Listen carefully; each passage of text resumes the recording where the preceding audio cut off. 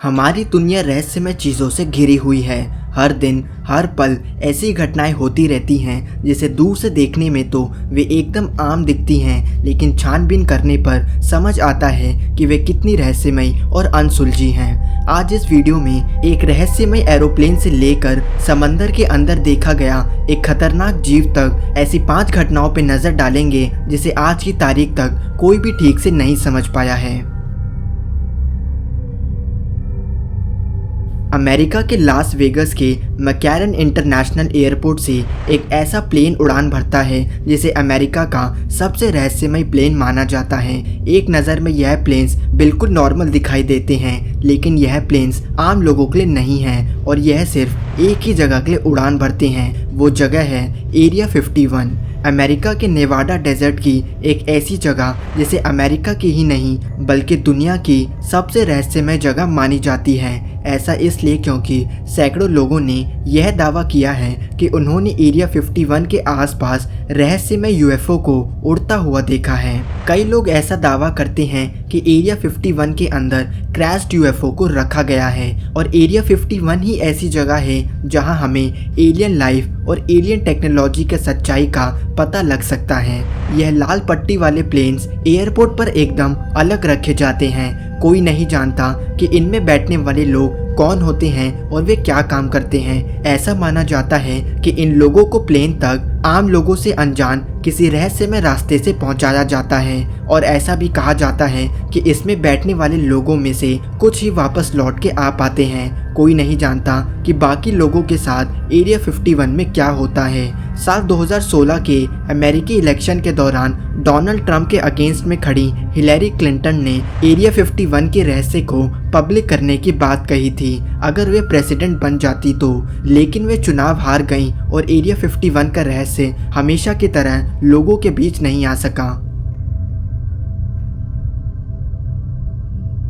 साल 1918 में British army द्वारा पानी की सतह पर बहती हुई एक जर्मन सबमरीन को पकड़ा गया। उन्होंने सबमरीन में बैठे सभी 34 जर्मन सोल्जर्स को हिरासत में ले लिया। जब ब्रिटिश सैनिकों ने उन सोल्जर से सबमरीन के खराब होने का कारण पूछा तो वे जवाब सुन के हैरान हो गए। उनके कैप्टन ने बताया कि उन्होंने समंदर के अंदर एक विशाल समुद्री जीव को देखा था जिसने उनके सबमरीन पर अचानक ही हमला कर दिया था।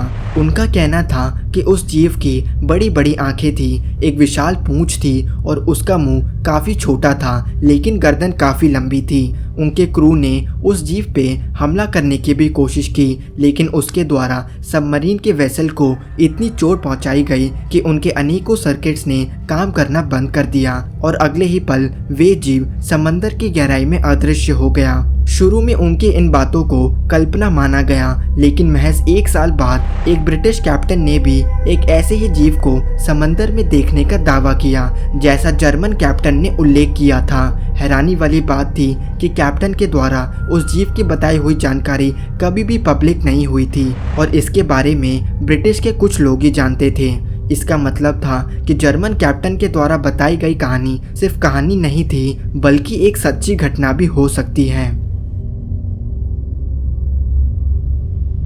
साल 1957 में इंग्लैंड में रहने वाली 2 बहनें जोआना पॉलॉक और जैकलीन पॉलॉक की एक कार एक्सीडेंट में मौत हो जाती है। उनकी मौत के 1 साल बाद उनकी मां एक ट्विंस को जन्म देती हैं। आपको जान के हैरानी होगी कि जब वे 2 जुड़वा बहनें इतनी बड़ी हो गई कि वे बोल सकें, उन लोगों ने अपनी मां से अपनी मरी हुई बहनों के खिलौने मांगना शुरू कर दिए और तब तक उन्हें यह भी नहीं बताया गया था कि उनकी 2 बड़ी बहनें थी जिनकी कार एक्सीडेंट में मौत हो गई। तो उन बहनों को अपनी मरी हुई बहनों के खिलौने के बारे में कैसे पता चला? हैरानी वाली बात थी कि उन दोनों जुड़वा बहनों को अपनी मरी हुई बहनों के उन सीक्रेट जगह के बारे में भी पता था जहां वे अपने खिलौने छुपाया करती थीं और जिसका पता सिर्फ जोआना पॉलॉक और जैकलीन पॉलॉक को था। इतना ही नहीं, वे दोनों बहनें जब भी कोई कार देखती थी तो काफ़ी डर जाती थी और कार हमारी तरफ आ रही है ऐसा चिल्लाया करती थी। कई लोगों ने पॉलॉक सिस्टर के इन घटनाओं को पुनर्जन्म से जोड़ा और उनका मानना था कि जोआना और जैकलीन का पुनर्जन्म हुआ और उन्हें अपने पिछले जीवन की कुछ घटनाएं धुंधली रूप से याद थी। हालांकि वे दो जुड़वा बहनें जब 5 साल की हुई तो वे अपनी मरी हुई बहनों से जुड़ी सारी बातें भूल गईं और एक नॉर्मल जिंदगी बिताने लगी। और यह पॉइंट उन वैज्ञानिकों की थ्योरी को सही साबित करता है जिनका मानना है कि पिछले जीवन की घटनाएं सिर्फ जन्म के 4 साल तक ही याद रहती हैं। साल 1976 में अमेरिका के एक सोवियत सबमरीन कई महीनों बाद जब सतह पे पहुंची तो उनके अफसरों ने सबमरीन पर कुछ ऐसा पाया जिसने एक एक व्यक्ति के मन में खौफ जगा दिया। उन्होंने सबमरीन के बाहरी तरफ चारों ओर विशाल पंजों के निशान पाए। साथ ही सबमरीन के रबर कोटिंग पे उन्हें एक 5 फुट लंबा किसी जीव का नाखून भी मिला। वैज्ञानिकों का मानना है कि यह पंजों के निशान जायंट स्क्विड के द्वारा हमला करने के कारण हो सकते हैं, जो कि समंदर की काली और अंधेरी दुनिया में बसते हैं और जिन्हें आज तक सिर्फ 8 बार ही देखा जा सका है। लेकिन इतने बड़े पंजों के निशान इस तरफ की ओर इशारा करते हैं कि वैज्ञानिक जितना जायंट स्क्विड की लंबाई का अनुमान लगाते हैं वे हमारी कल्पना से कहीं बड़े और खतरनाक हो सकते हैं। इस घटना से एक बात तो साफ है कि हमारे लिए आज भी एक बड़ी जायंट स्क्विड समंदर के अंदर खोजने को बाकी है।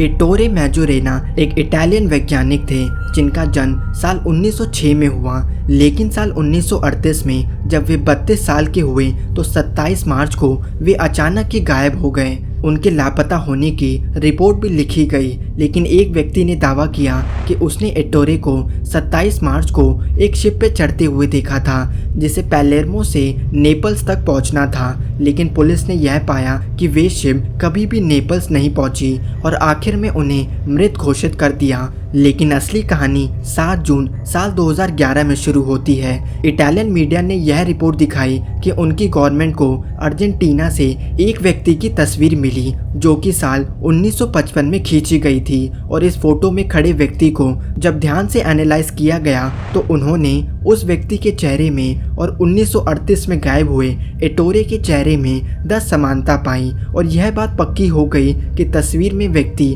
और कोई नहीं बल्कि इट्टोरे मैजोरेना था। लेकिन हैरानी वाली बात थी कि तस्वीर में उसका चेहरा ठीक वैसा ही था जैसा कि साल 1938 में। उन्होंने उसके चेहरे पे बढ़ती उम्र का एक भी निशान नहीं पाया। बहुत छानबीन के बाद भी तस्वीर वाले व्यक्ति के बारे में कुछ भी पता नहीं लग सका और उसे कभी भी ढूंढा नहीं जा सका।